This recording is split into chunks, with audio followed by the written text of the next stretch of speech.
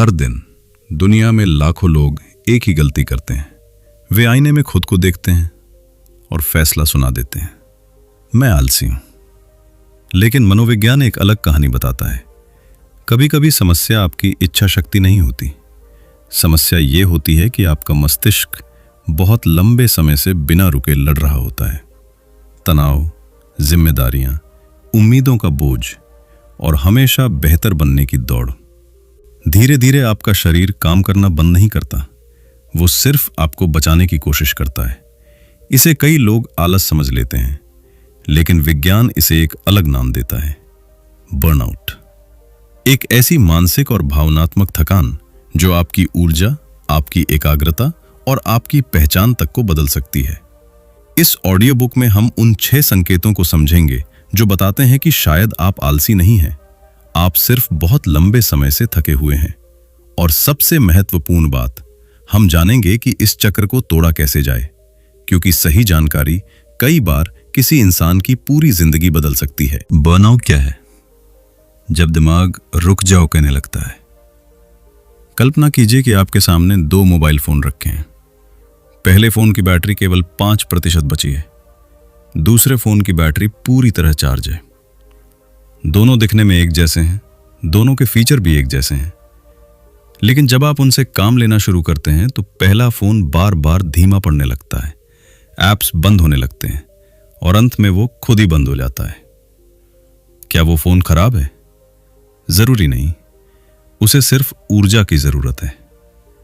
अब यही बात इंसानी दिमाग पर लागू कीजिए। बहुत से लोग खुद को इसलिए दोष देते हैं क्योंकि वे पहले जितना काम नहीं कर पाते। उन्हें लगता है कि उनकी इच्छा शक्ति कमजोर हो गई है। वे सोचते हैं कि उनमें अनुशासन की कमी है, लेकिन कई बार सच इससे बिल्कुल अलग होता है। कई बार आपका दिमाग आपको धोखा नहीं दे रहा होता, वो आपको बचाने की कोशिश कर रहा होता है। इसी स्थिति को हम बर्नआउट कहते हैं। बर्नआउट कोई एक दिन में होने वाली समस्या नहीं है, ये धीरे धीरे बनता है, जैसे एक रस्सी हर दिन थोड़ा थोड़ा घिसती है। बाहर से सब कुछ सामान्य दिखाई देता है, लेकिन भीतर उसकी मजबूती कम होती जाती है। फिर एक दिन वो अचानक टूट जाती है। हमारे साथ भी कुछ ऐसा ही होता है।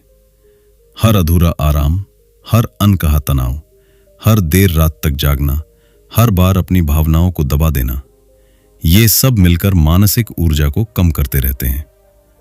शुरुआत में हमें इसका एहसास भी नहीं होता। हम सोचते हैं बस इस हफ्ते बहुत काम है, फिर कहते हैं अगले महीने सब ठीक हो जाएगा। लेकिन महीने सालों में बदल जाते हैं और थकान हमारी नई पहचान बन जाती है। मनोविज्ञान बताता है कि जब हमारा शरीर लंबे समय तक तनाव में रहता है तो वो लगातार सतर्क रहने की स्थिति में पहुंच जाता है। तनाव के समय शरीर ऐसे हार्मोन छोड़ता है जो थोड़े समय के लिए हमारी मदद करते हैं, लेकिन जब यही प्रक्रिया महीनों तक चलती रहती है तो वही प्रणाली हमें थकाने लगती है। दिमाग का वो हिस्सा जो निर्णय लेने, ध्यान लगाने और समस्याएं हल करने में मदद करता है, धीरे धीरे कम प्रभावी महसूस होने लगता है। इसलिए बर्नआउट से जूझ रहा व्यक्ति अक्सर कहता है, मुझे समझ नहीं आता कि मैं इतना थका हुआ क्यों हूं, मुझे किसी काम में मन नहीं लगता, मैं कोशिश तो करता हूं लेकिन दिमाग साथ नहीं देता। यह कमजोरी नहीं है, यह एक संकेत है कि आपका मानसिक तंत्र लंबे समय से लगातार दबाव में है। एक छोटी सी कहानी सुनिए। आरव एक मेहनती सॉफ्टवेयर इंजीनियर था। वो अपने काम से प्यार करता था। हर नई चुनौती उसे उत्साहित करती थी, लेकिन धीरे धीरे उसने आराम करना छोड़ दिया, छुट्टियां टाल दी, सप्ताहांत भी लैपटॉप के साथ बिताने लगा। 1 साल बाद उसकी नौकरी वही थी, उसका अनुभव भी बढ़ गया था, लेकिन अब हर सुबह ऑफिस जाने का नाम सुनते ही उसके भीतर भारीपन महसूस होता था। काम मुश्किल नहीं हुआ था, उसकी मानसिक ऊर्जा कम हो चुकी थी। उसे लगा कि शायद वो पहले जितना सक्षम नहीं रहा, लेकिन सच ये था कि वो आलसी नहीं था, वो बर्नआउट का सामना कर रहा था। अब एक पल के लिए खुद से पूछिए, क्या आपको पहले पसंद आने वाले काम अब बोझ लगने लगे हैं? क्या छोटी छोटी जिम्मेदारियां भी असामान्य रूप से भारी महसूस होती हैं? क्या आराम करने के बाद भी ऐसा लगता है कि ऊर्जा वापस नहीं आई? अगर इन सवालों का जवाब बार बार हां है, तो खुद को दोष देने से पहले अपनी मानसिक स्थिति को समझना जरूरी है। याद रखिए, शरीर दर्द देकर संकेत देता है, मन भी संकेत देता है। फर्क सिर्फ इतना है कि मन का दर्द दिखाई नहीं देता। इस अध्याय का सबसे महत्वपूर्ण संदेश यही है, हर थका हुआ इंसान आलसी नहीं होता। कई बार वो बहुत लंबे समय से मजबूत बने रहने की कोशिश कर रहा होता है, और जब दिमाग आखिरकार कहता है अब बस, तो उसे कमजोरी मत समझिए, उसे एक संदेश समझिए। एक ऐसा संदेश जो कह रहा है कि अब सिर्फ आगे दौड़ने का नहीं, बल्कि रुककर खुद को संभालने का समय आ गया है। आगे हम बर्नआउट के पहले और सबसे सामान्य संकेत को समझेंगे, वो संकेत जिसे अधिकांश लोग सामान्य थकान समझकर नजरअंदाज कर देते हैं। पहला संकेत, पूरी नींद के बाद भी थकान क्यों नहीं जाती? सुबह के 7 बजे हैं, अलार्म बजता है, आपने 7 या 8 घंटे की नींद ली है, कागज पर सब कुछ सही दिखता है, लेकिन जैसे ही आंखें खुलती हैं पहला विचार आता है, काश थोड़ी देर और सो पाता। आप बिस्तर से उठते हैं, लेकिन शरीर भारी लगता है, दिमाग धुंधला सा महसूस होता है। दिन अभी शुरू भी नहीं हुआ, फिर भी ऐसा लगता है जैसे आपने पहले ही कोई लंबी लड़ाई लड़ ली हो। अगर ये अनुभव कभी कभार हो तो चिंता की बात नहीं है, लेकिन अगर ये आपकी रोजमर्रा की जिंदगी का हिस्सा बन जाए तो ये केवल शारीरिक थकान नहीं, बल्कि मानसिक और भावनात्मक थकावट का संकेत हो सकता है। यही बर्नआउट का पहला और सबसे आम संकेत है। हम में से ज्यादातर लोग मानते हैं कि थकान का मतलब सिर्फ कम नींद है, लेकिन विज्ञान हमें बताता है कि हर थकान का कारण नींद की कमी नहीं होता। सोचिए, अगर आपका फोन पूरी रात चार्ज पर लगा रहे, लेकिन उसके अंदर कई भारी ऐप्स लगातार बैकग्राउंड में चलते रहें, तो सुबह बैटरी जल्दी खत्म होने लगेगी। समस्या चार्जर की नहीं है, समस्या उस ऊर्जा की है जो लगातार खर्च हो रही है। हमारा दिमाग भी कुछ ऐसा ही करता है। जब हम लंबे समय तक तनाव, चिंता, अधूरी जिम्मेदारियों या लगातार दबाव में रहते हैं, तो हमारा मस्तिष्क पूरी तरह आराम नहीं कर पाता। भले ही शरीर सो रहा हो, दिमाग सतर्क रहने की आदत नहीं छोड़ता। यही कारण है कि कुछ लोग 8 घंटे की नींद के बाद भी वैसी ही थकान महसूस करते हैं जैसी किसी ने पूरी रात जागकर की हो। एक कहानी पर ध्यान दीजिए। नेहा एक स्कूल टीचर थी। उसे अपना काम पसंद था, लेकिन पिछले कुछ महीनों से उसकी जिम्मेदारियां बढ़ती जा रही थीं। स्कूल का काम, घर की जिम्मेदारियां, परिवार की अपेक्षाएं और हर समय सब कुछ सही करने का दबाव। वो समय पर सोती भी थी, लेकिन हर सुबह उसे लगता था कि उसकी ऊर्जा कहीं खो गई है। उसने खुद से कहा, शायद मैं पहले जैसी मेहनती नहीं रही। असलियत यह थी कि उसका शरीर आराम कर रहा था, लेकिन उसका मन लगातार काम कर रहा था। यही बर्नआउट की पहचान है। अब एक छोटा सा अंतर समझिए। सामान्य थकान आराम से कम हो जाती है, लेकिन बर्नआउट की थकान आराम के बाद भी पूरी तरह नहीं जाती। यही सबसे बड़ा अंतर है। अगर आप छुट्टी लेकर भी पहले जैसे तरोताजा महसूस नहीं करते, अगर सप्ताहांत के बाद भी सोमवार किसी पहाड़ जैसा लगता है, अगर छुट्टियों के बाद भी आपकी ऊर्जा वापस नहीं आती, तो यह सिर्फ काम का बोझ नहीं हो सकता। यह आपके मन का संकेत भी हो सकता है कि उसे केवल नींद नहीं, बल्कि गहरे स्तर पर पुनर्स्थापन की जरूरत है। अब एक पल के लिए खुद से पूछिए, क्या मैं सिर्फ सो रहा हूं या सच में आराम भी कर रहा हूं? इन दोनों में बहुत बड़ा अंतर है। सोना शरीर को आराम देता है, लेकिन मानसिक आराम तब मिलता है जब कुछ समय के लिए आपका दिमाग लगातार समस्या हल करने, निर्णय लेने और चिंता करने से मुक्त हो सके। अब सवाल है कि इस स्थिति से बाहर कैसे निकला जाए। पहला कदम है अपनी थकान को स्वीकार करना। हर बार खुद को आलसी कहने के बजाय ये पूछिए, मैं वास्तव में किस वजह से थका हुआ हूं। दूसरा कदम है अपने दिन में छोटे छोटे रिकवरी मोमेंट्स जोड़ना। हर 2 या 3 घंटे बाद 5 मिनट बिना मोबाइल के बैठना, धीमी और गहरी सांसें लेना, कुछ मिनट धूप में टहलना। इन छोटे छोटे विरामों से आपका तंत्रिका तंत्र धीरे धीरे तनाव की स्थिति से बाहर आने लगता है। तीसरा कदम है अपने आराम को भी उतनी ही प्राथमिकता देना जितनी अपने काम को देते हैं। आराम समय की बर्बादी नहीं है। आराम वो प्रक्रिया है जिसमें आपका दिमाग फिर से ऊर्जा इकट्ठा करता है।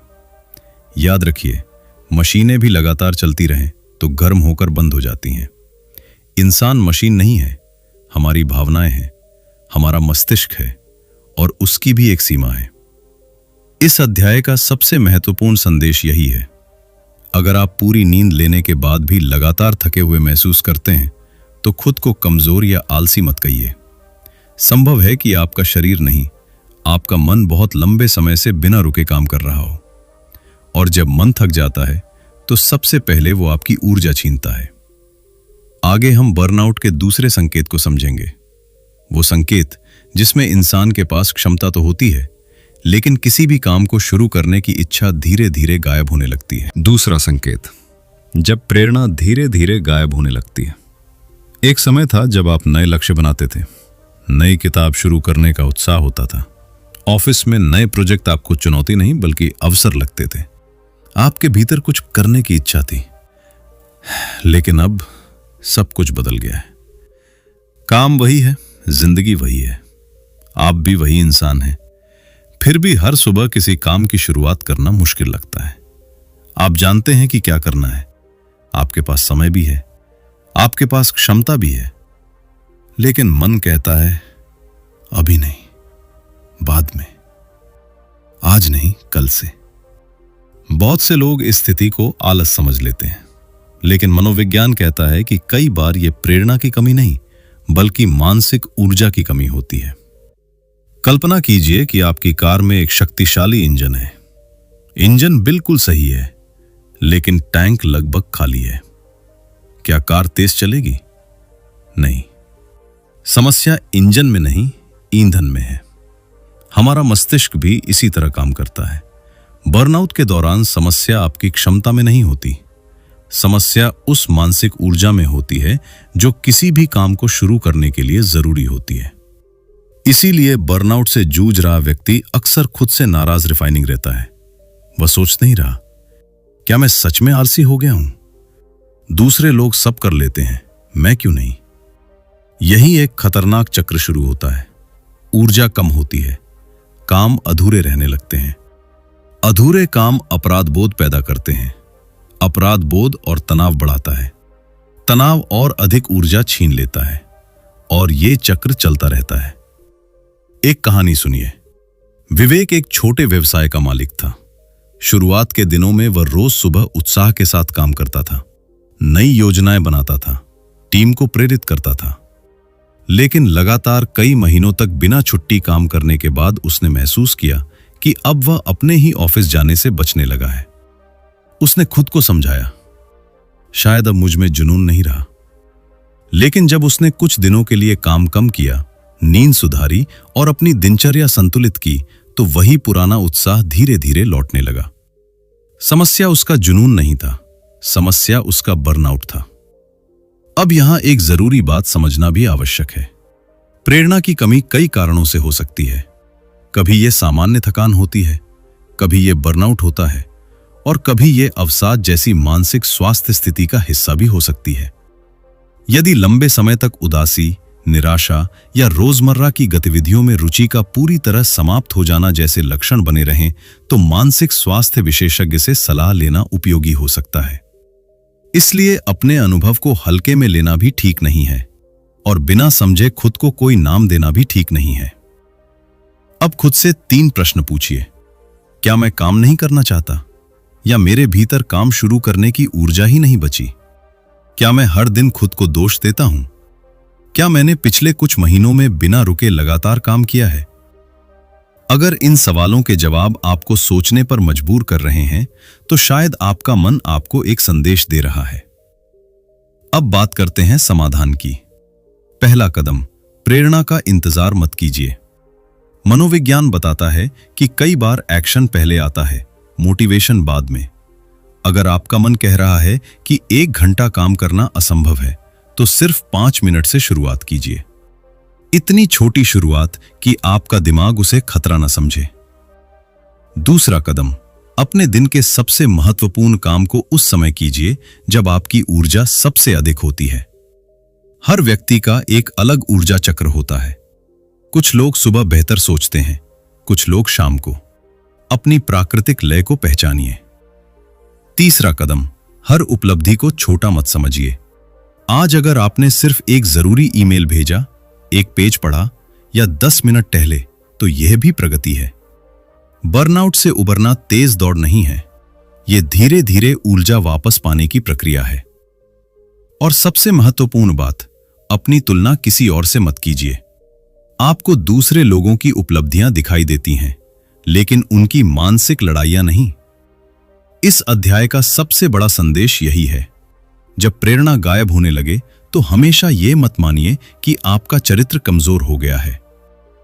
कई बार आपका मन सिर्फ यह कह रहा होता है, मैं थक गया हूं, मुझे थोड़ा समय चाहिए। आगे हम तीसरे संकेत को समझेंगे, वह संकेत जिसमें साधारण और छोटे छोटे काम भी अचानक इतने भारी लगने लगते हैं कि उन्हें शुरू करना पहाड़ चढ़ने जैसा महसूस होता है। तीसरा संकेत, जब छोटे छोटे काम भी पहाड़ जैसे लगने लगते हैं। कल्पना कीजिए, आपकी मेज पर सिर्फ 3 काम पड़े हैं। एक ईमेल भेजना, कमरे को थोड़ा व्यवस्थित करना और किसी दोस्त को एक फोन करना। कुछ महीने पहले यही काम आप आधे घंटे में पूरा कर लेते, लेकिन आज आप उन्हें देखते हैं, सोचते हैं, टाल देते हैं, फिर पूरे दिन उन अधूरे कामों के बारे में सोचते रहते हैं। शाम तक काम भी नहीं होता और अपराध बोध अलग से बढ़ जाता है। अगर ऐसा आपके साथ बार बार हो रहा है तो यह केवल टालमटोल की आदत नहीं हो सकती, ये बर्नआउट का तीसरा संकेत हो सकता है। हमारा दिमाग हर दिन सैकड़ों छोटे बड़े फैसले लेता है। क्या पहनना है, किसे जवाब देना है, कौन सा काम पहले करना है, किस समस्या को अभी सुलझाना है। इन सभी निर्णयों में मानसिक ऊर्जा खर्च होती है। जब हम लंबे समय तक तनाव में रहते हैं तो ये ऊर्जा धीरे धीरे कम होने लगती है। मनोविज्ञान में इसे अक्सर निर्णय थकान या डिसीजन फटीग से जोड़ा जाता है। इसका मतलब यह नहीं कि आपका दिमाग काम करना भूल गया है। इसका मतलब सिर्फ इतना है कि वो लगातार इतने निर्णय ले चुका है कि अब हर नया फैसला उसे भारी लगने लगता है। यही कारण है कि बर्नआउट के दौरान साधारण काम भी असाधारण कठिन लगने लगते हैं। एक कहानी सुनिए। स्नेहा एक कॉलेज छात्रा थी, परीक्षाएं पास थीं, उसे सिर्फ पढ़ाई शुरू करनी थी। किताब उसके सामने खुली रहती, लेकिन वो 10 मिनट तक सिर्फ पहला पन्ना देखती रहती, फिर मोबाइल उठा लेती, फिर खुद को डांटती, फिर कहती, मुझ में अनुशासन ही नहीं है। असल समस्या अनुशासन नहीं थी। उसका दिमाग कई महीनों से लगातार तनाव, भविष्य की चिंता और अपेक्षाओं के दबाव में था। वो पढ़ना चाहती थी, लेकिन उसका मानसिक तंत्र हर छोटे काम को भी बड़ी चुनौती की तरह महसूस करने लगा था। अब एक प्रयोग कीजिए। अपने हाथ में एक खाली गिलास उठाइए। पहले 1 मिनट तक पकड़ना आसान लगेगा। 10 मिनट बाद हाथ भारी लगने लगेगा। 1 घंटे बाद वही हल्का गिलास भी असहनीय महसूस होगा। क्या गिलास भारी हुआ? नहीं, थकावट बढ़ी। बर्नआउट भी कुछ ऐसा ही करता है। काम नहीं बदलते, उन्हें उठाने की आपकी मानसिक क्षमता अस्थायी रूप से कम हो जाती है। यही कारण है कि लोग कहते हैं, मुझे समझ नहीं आता मैं इतना छोटा काम भी क्यों नहीं कर पा रहा। अगर आपने कभी ऐसा महसूस किया है तो खुद को दोष देने से पहले यह समझिए कि आपका दिमाग मदद मांग रहा हो सकता है।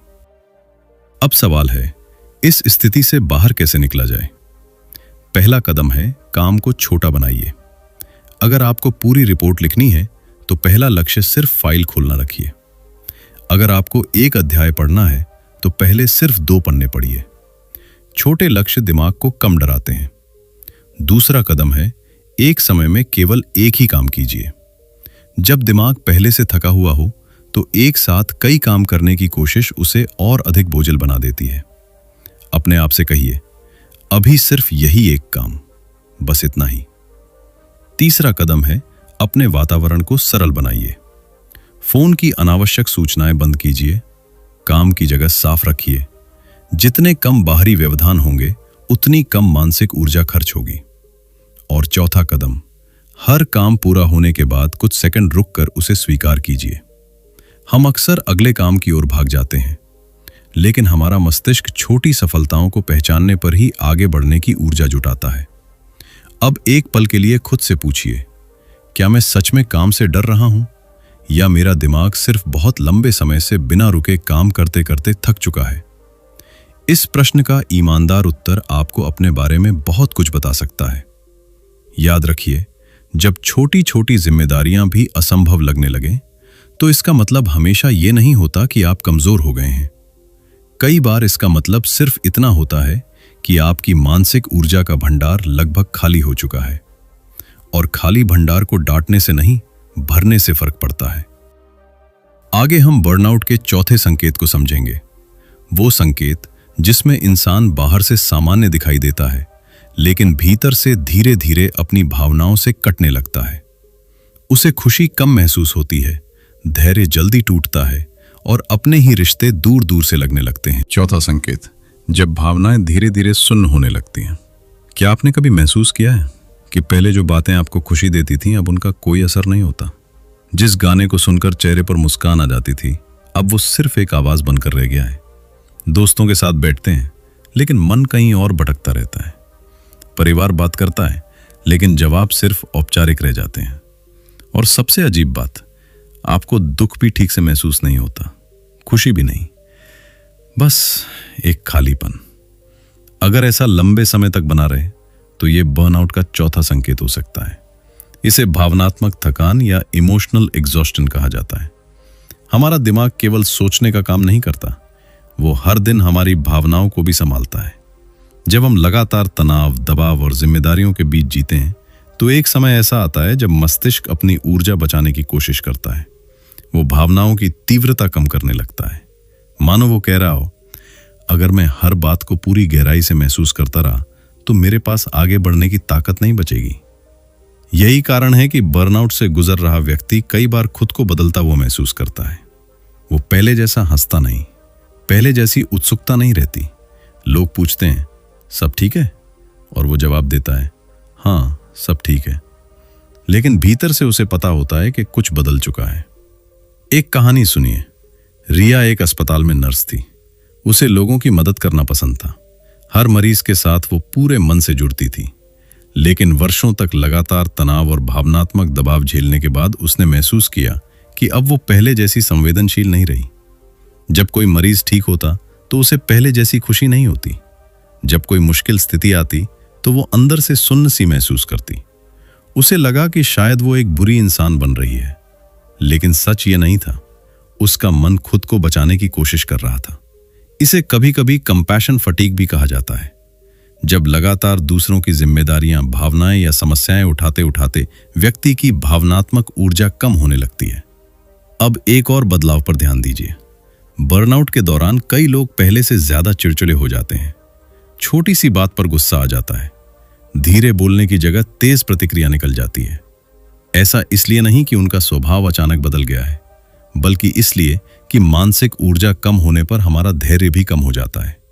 जिस तरह कम बैटरी वाला फोन धीरे धीरे धीमा होने लगता है, उसी तरह थका हुआ मस्तिष्क भावनाओं को संतुलित करने में अधिक कठिनाई महसूस कर सकता है। अब खुद से एक प्रश्न पूछिए, क्या मैं पहले से कम मुस्कुराता हूं? क्या मुझे लोगों से मिलना बोझ लगने लगा है? क्या मैं बिना किसी बड़ी वजह के जल्दी चिड़चिड़ा हो जाता हूं? अगर इन सवालों का जवाब बार बार हाँ है तो यह अपने मन की तरफ ध्यान देने का समय हो सकता है। तो अब क्या किया जाए? पहला कदम, अपनी भावनाओं को नाम देना सीखिए।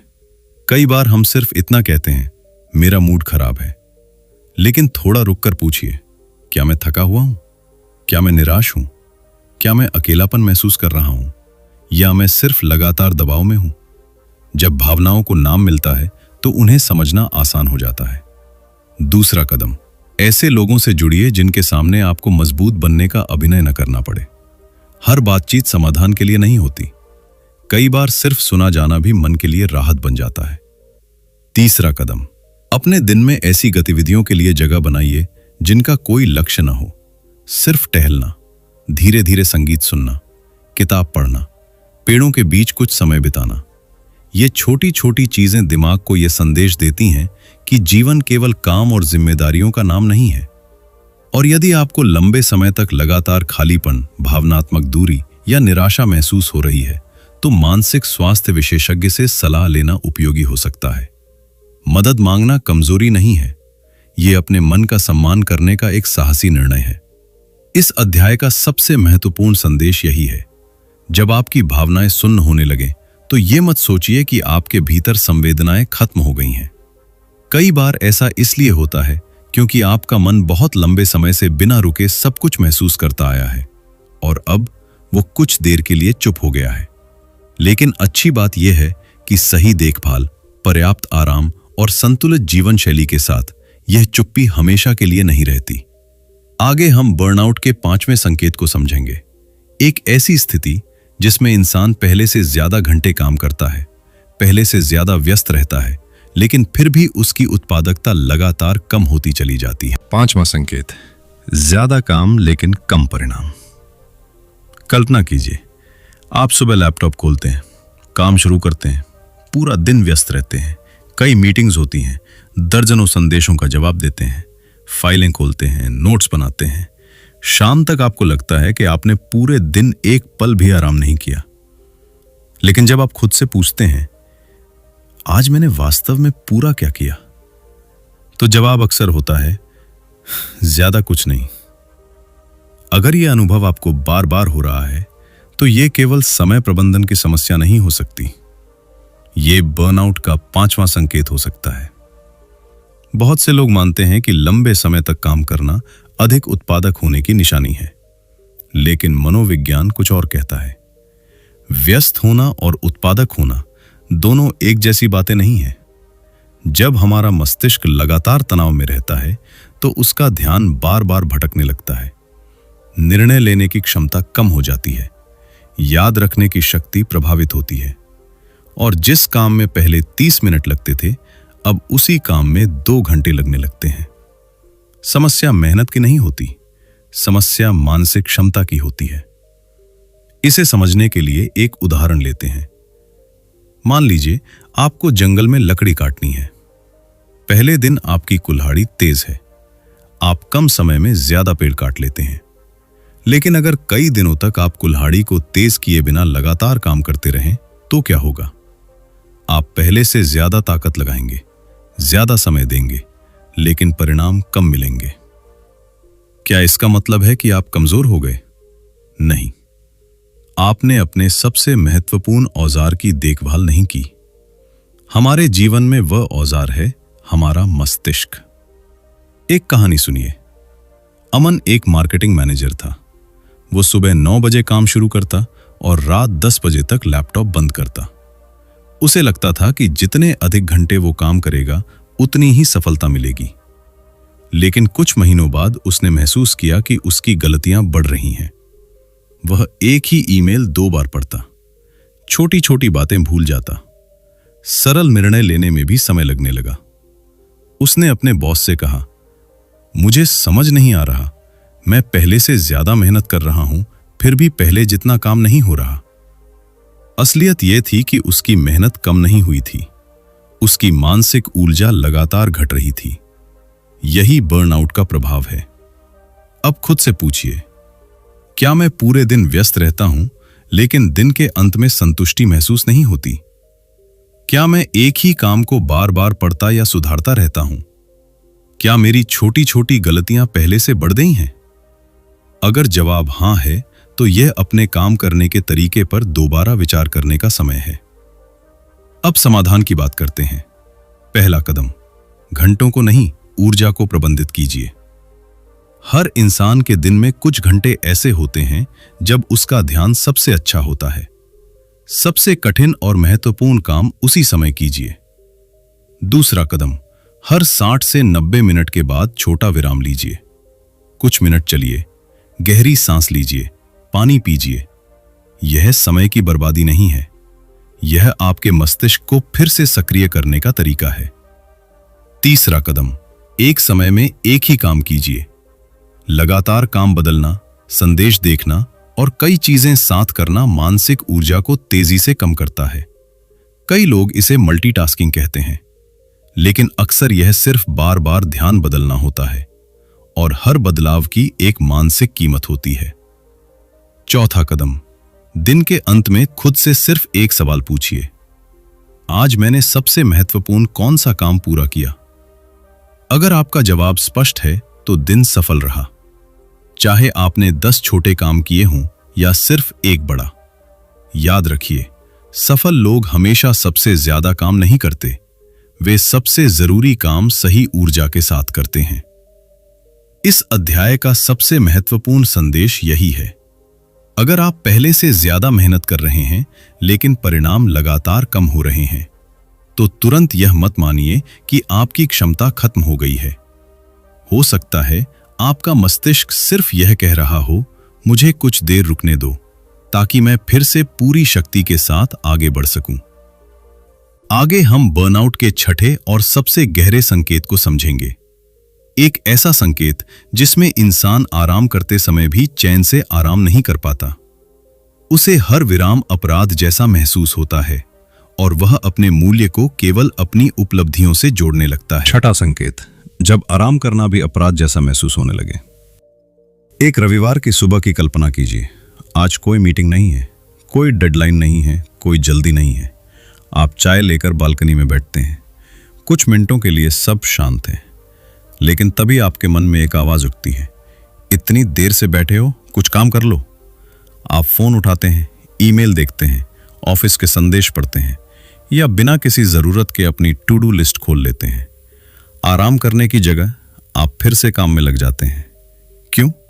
क्योंकि आपको लगता है कि आराम करना समय की बर्बादी है। अगर ऐसा अक्सर होता है तो यह बर्नआउट का छठा और सबसे गहरा संकेत हो सकता है।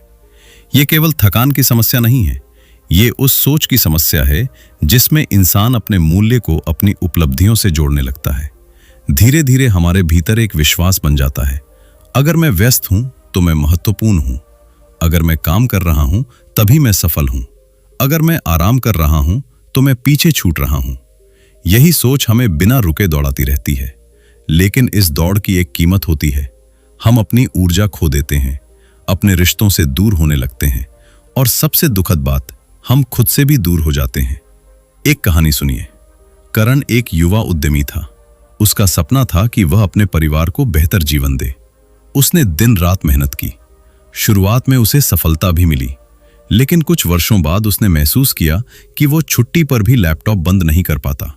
समुद्र किनारे बैठकर भी उसका दिमाग काम की सूची बना रहा होता। परिवार के साथ भोजन करते समय भी वह ईमेल चेक करता रहता। एक दिन उसकी छोटी बेटी ने उससे पूछा, पापा, आप हमेशा इतने व्यस्त क्यों रहते हैं? यह सवाल उसके लिए किसी आईने से कम नहीं था। उसे एहसास हुआ कि उसने सफलता की दौड़ में आराम ही नहीं, जीवन के छोटे छोटे पल भी खो दिए थे। आराम करना आलस नहीं है। आराम वह प्रक्रिया है जिसमें आपका मस्तिष्क नई ऊर्जा, नई स्पष्टता और नई रचनात्मकता प्राप्त करता है।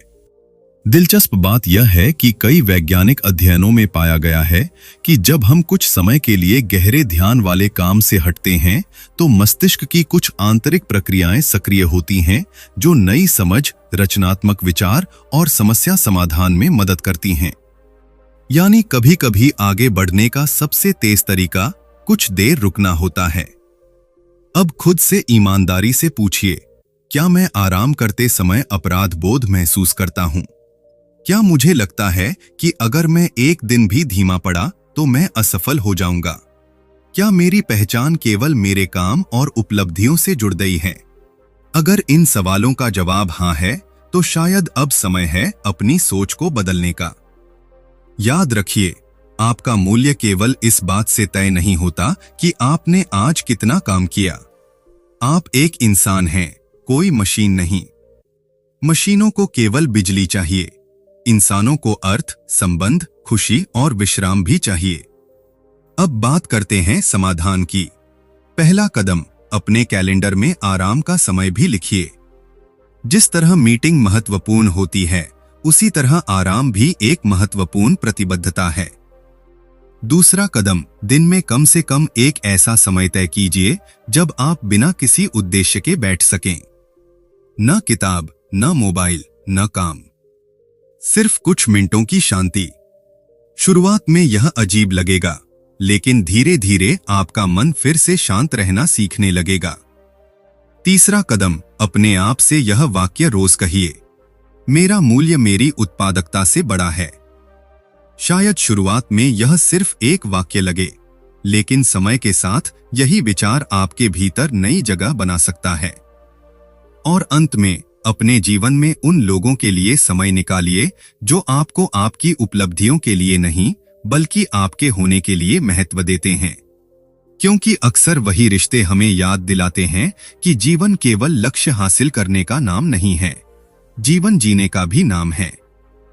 इस अध्याय का सबसे महत्वपूर्ण संदेश यही है, जब आराम करना भी अपराध जैसा लगने लगे तो समझ लीजिए कि समस्या आपकी मेहनत नहीं, आपकी मानसिक थकान और उससे जुड़ी मान्यताएं हैं। और अच्छी बात यह है कि मान्यताएं बदली जा सकती हैं, आदतें बदली जा सकती हैं और धीरे धीरे जीवन भी बदला जा सकता है। अब तक हमने बर्नआउट के 6 प्रमुख संकेतों को समझा, लेकिन एक महत्वपूर्ण प्रश्न अभी भी बाकी है। आखिर बर्नआउट होता क्यों है? आगे हम इसकी जड़ों तक जाएंगे। हम समझेंगे कि कैसे लोगों को खुश करने की आदत, पूर्णता की चाह, सीमाएं तय न कर पाना, लगातार डिजिटल दुनिया में डूबे रहना और वर्षों तक जमा हुआ तनाव मिलकर हमें उस स्थिति तक पहुंचा देते हैं जहां शरीर नहीं बल्कि मन सबसे पहले थक जाता है। बर्नआउट क्यों होता है? थकान की असली जड़ें। अगर आप किसी पेड़ की सूखी पत्तियां देखकर केवल उन पर पानी डालें तो क्या पेड़ फिर से हरा हो जाएगा? शायद नहीं, क्योंकि समस्या पत्तियों में नहीं, जड़ों में है। बर्नआउट भी ऐसा ही है। हम अक्सर केवल उसके लक्षण देखते हैं, थकान, चिड़चिड़ापन, प्रेरणा की कमी, कम होती उत्पादकता। लेकिन अगर जड़ों को न समझा जाए तो कुछ दिनों का आराम भी लंबे समय तक असर नहीं करता। तो आइए समझते हैं कि बर्नआउट की जड़ें कहां छिपी होती हैं। पहली जड़, हर किसी को खुश रखने की आदत। कुछ लोग ना कहने से डरते हैं। ऑफिस में अतिरिक्त काम मिल जाए, वे हाँ कह देते हैं। दोस्त मदद मांगे, वे हाँ कह देते हैं। परिवार कोई जिम्मेदारी दे, वे फिर हाँ कह देते हैं। धीरे धीरे उनकी पूरी जिंदगी दूसरों की अपेक्षाओं से भर जाती है। लेकिन एक सवाल है, जब आप हर किसी के लिए समय निकाल रहे होते हैं तो अपने लिए समय कौन निकालता है? दूसरों की मदद करना अच्छी बात है, लेकिन अगर हर बार उसकी कीमत आपकी मानसिक शांति हो तो यह संतुलन नहीं है, यह आत्मउपेक्षा है। दूसरी जड़, पूर्णता की चाह। कल्पना कीजिए कि आपको एक चित्र बनाना है। अगर आपका लक्ष्य अच्छा चित्र बनाना है तो आप शुरू कर देंगे, लेकिन अगर आपका लक्ष्य दुनिया का सबसे परफेक्ट चित्र बनाना है तो शायद आप शुरुआत ही ना करें। पूर्णता की चाह हमें लगातार यह महसूस कराती है कि जो हमने किया वो पर्याप्त नहीं है। ऐसे लोग काम पूरा होने के बाद भी संतुष्ट नहीं होते। वे बार बार सुधार करते रहते हैं और धीरे धीरे उनका मस्तिष्क कभी काम पूरा हुआ का संकेत ही नहीं पाता। ये लगातार तनाव पैदा करता है। तीसरी जड़, सीमाएं तय न कर पाना। हर इंसान के पास दिन के 24 घंटे ही होते हैं, लेकिन कुछ लोग ऐसे जीते हैं जैसे उनके पास 40 घंटे हों। वे हर काम अपने ऊपर ले लेते हैं। हर संदेश का तुरंत जवाब देना, हर कॉल उठाना, हर समस्या का समाधान बनना। धीरे धीरे उनका पूरा दिन दूसरों की प्राथमिकताओं से भर जाता है और अपनी जरूरतें सबसे आखिर में रह जाती हैं। सीमाएं तय करना स्वार्थ नहीं है, यह मानसिक स्वास्थ्य की सुरक्षा है। चौथी जड़, नींद की लगातार अनदेखी। कई लोग गर्व से कहते हैं, मैं तो सिर्फ 5 घंटे सोता हूं, लेकिन हमारा मस्तिष्क इसे उपलब्धि नहीं मानता। नींद वो समय है जब दिमाग दिन भर की जानकारी को व्यवस्थित करता है, भावनाओं को संतुलित करता है, ऊर्जा को पुनर्स्थापित करता है। जब यह प्रक्रिया बार बार अधूरी रह जाती है तो तनाव का प्रभाव और गहरा होने लगता है। पांचवी जड़, डिजिटल ओवरलोड। सुबह आंख खुलते ही फोन, नाश्ते के समय फोन, काम के बीच फोन, सोने से पहले भी फोन। हमारा मस्तिष्क शायद पहले कभी इतनी अधिक जानकारी के संपर्क में नहीं रहा। हर नोटिफिकेशन, हर वीडियो, हर समाचार, हर तुलना मानसिक ऊर्जा का एक छोटा हिस्सा अपने साथ ले जाती है। धीरे धीरे हमारा ध्यान बिखरने लगता है और बिखरा हुआ ध्यान थके हुए मन की सबसे बड़ी पहचान बन जाता है। छठी जड़, सोशल मीडिया पर तुलना। आप किसी की सफलता देखते हैं, किसी की नई कार, किसी की विदेशी यात्रा, किसी का प्रमोशन, लेकिन आप उनकी असफलताएं नहीं देखते, उनकी चिंताएं नहीं देखते, उनकी अनिद्रा नहीं देखते। फिर भी आपका मस्तिष्क तुलना करता है और हर तुलना एक संदेश देती है, तुम अभी पर्याप्त नहीं हो। यही विचार धीरे धीरे आत्मसंतोष को कम करता है और तनाव को बढ़ाता है। सातवीं जड़, लगातार तनाव। तनाव हमेशा बुरा नहीं होता। थोड़े समय का तनाव हमें चुनौती का सामना करने में मदद करता है, लेकिन जब तनाव महीनों या वर्षों तक बना रहता है तो शरीर उसे सामान्य स्थिति मानने लगता है। यहीं से समस्या शुरू होती है। अब आपका शरीर आराम के समय भी पूरी तरह शांत नहीं हो पाता, मानो भीतर का अलार्म हमेशा चालू हो, और यही लगातार सक्रिय अवस्था मानसिक ऊर्जा को धीरे धीरे खत्म करती रहती है। 8वीं जड़, अपनी भावनाओं को दबाना। कई लोग बचपन से एक बात सुनते हुए बड़े होते हैं, रोना मत, कमजोर मत बनो, सब ठीक है, आगे बढ़ो। धीरे धीरे वे अपनी हर भावना को भीतर दबाना सीख जाते हैं, लेकिन भावनाएं गायब नहीं होती, वे बस जमा होती रहती हैं, और एक दिन वही दबा हुआ तनाव मानसिक थकान के रूप में सामने आने लगता है। अब एक पल रुकिए और खुद से पूछिए, मेरी थकान की जड़ क्या है? क्या मैं हर किसी को खुश करने की कोशिश कर रहा हूं? क्या मैं खुद से असंभव उम्मीदें रखता हूं? क्या मैंने महीनों से अपने मन की बात किसी से नहीं कही? क्या मैं आराम करने के बजाय सिर्फ चलता ही जा रहा हूं? इन सवालों के जवाब आसान नहीं होंगे, लेकिन ईमानदार होंगे। अब तक हमने बर्नआउट के संकेत भी समझे और उसकी जड़ों को भी, लेकिन सबसे महत्वपूर्ण सवाल अब सामने है, क्या बर्नआउट से बाहर निकला जा सकता है? जवाब है हाँ, लेकिन एक शर्त है, आपको अपनी रिकवरी को भी उतनी ही गंभीरता से लेना होगा जितनी गंभीरता से आपने अपने काम को लिया था। बहुत से लोग सोचते हैं कि एक लंबी छुट्टी, एक अच्छी नींद या कुछ दिनों का आराम सब ठीक कर देगा। कभी कभी इससे राहत मिलती है, लेकिन अगर जीवन की पुरानी आदतें नहीं बदलती तो वही थकान फिर लौट आती है। रिकवरी किसी एक दिन की घटना नहीं है, ये छोटे छोटे फैसलों की एक श्रृंखला है। आइए उन तरीकों को समझते हैं जिनका मनोविज्ञान और स्वास्थ्य विज्ञान दोनों समर्थन करते हैं। पहला कदम, नींद को प्राथमिकता दीजिए। नींद केवल आराम नहीं है, ये वो समय है जब आपका मस्तिष्क पूरे दिन की जानकारी को व्यवस्थित करता है, भावनाओं को संतुलित करता है और अगले दिन के लिए ऊर्जा तैयार करता है। अगर आप रोज अलग अलग समय पर सोते हैं, देर रात तक स्क्रीन देखते हैं या नींद पूरी नहीं करते, तो आपका दिमाग पूरी तरह रिकवर नहीं कर पाता। कोशिश कीजिए कि हर दिन लगभग एक ही समय पर सोएं और उठें। सोने से कम 30 से 60 मिनट पहले स्क्रीन से दूरी बनाएं। यह छोटा बदलाव भी लंबे समय में बड़ा अंतर ला सकता है।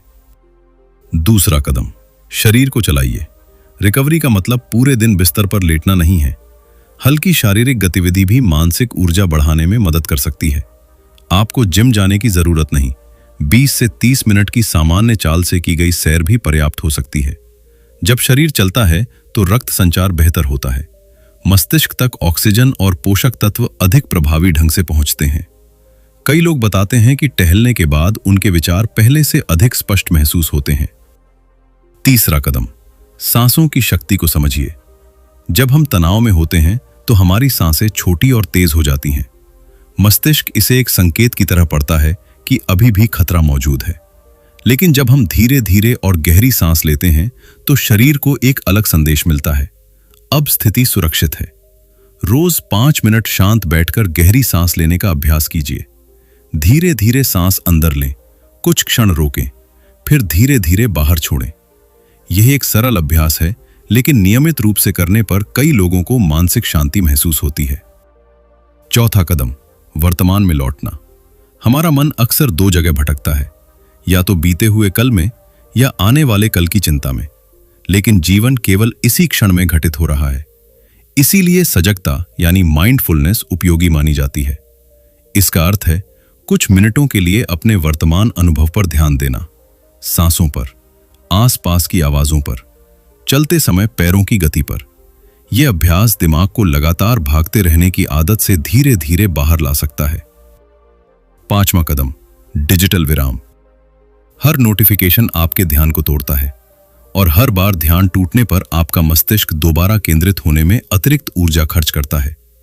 इसलिए दिन में कुछ समय ऐसा रखें जब फोन साइलेंट रहे। सोशल मीडिया के लिए निश्चित समय तय करें, और सुबह उठते ही स्क्रीन देखने की आदत को धीरे धीरे कम करें। आप पाएंगे कि आपका मन पहले से अधिक शांत महसूस करने लगा है। 6ठा कदम, भोजन और पानी।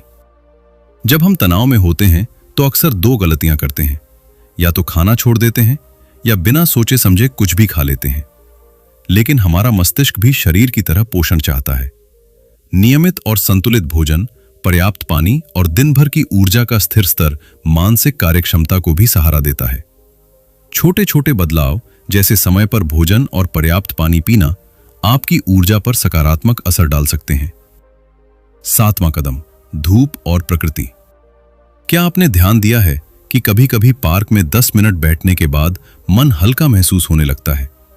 यह केवल आपका भ्रम नहीं है। प्राकृतिक वातावरण और दिन की रोशनी कई लोगों के लिए मानसिक ताजगी का स्रोत बन सकती है। अगर संभव हो तो रोज कुछ समय खुले आसमान के नीचे बिताइए, पेड़ों के बीच चलिए, आसमान को देखिए, अपने मन को लगातार बंद कमरों से बाहर आने का अवसर दीजिए। 8वां कदम, जर्नल लिखना। हमारे मन में कई विचार एक साथ चलते रहते हैं। जब तक वे केवल दिमाग में रहते हैं, वे उलझे हुए महसूस हो सकते हैं, लेकिन जैसे ही हम उन्हें कागज पर लिखते हैं, वे स्पष्ट होने लगते हैं। हर रात सिर्फ 5 मिनट निकालिए, 3 बातें लिखिए।